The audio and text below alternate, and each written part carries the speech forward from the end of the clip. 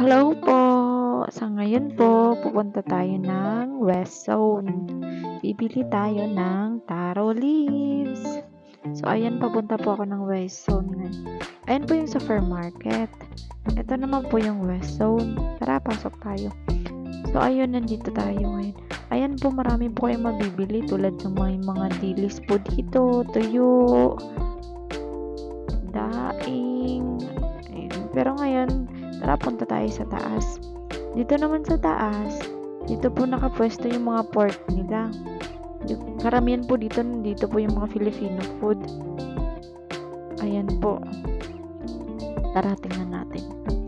Dito po nakapwesto yung, ayan, ready na po yan. Mga naka-slice na po siya. At ito naman po yung mga frozen. Ayan po. Pork belly, pork ribs, and mga frozen po yan. Ayan po. Dito naman po sa kabila, marami rin po dito. May longganisa. Ayan po, dami. Hotdog. Iba-ibang klase ng hotdog yan. Kaya na mamili. Ayan, may chicharon. May tocino. May ham. May bacon. Ayan. Longganisa.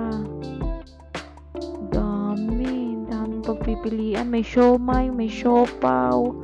Ayan, dami oh. Pero sa ngayon, ito muna, taro leaves. Ito yung pinunta ko dito sa West Zone. Maglalaing tayo. Kaya ako pumunta dito. Tara, laing tayo. Yum, yum, yum. Laing day because it's my off day.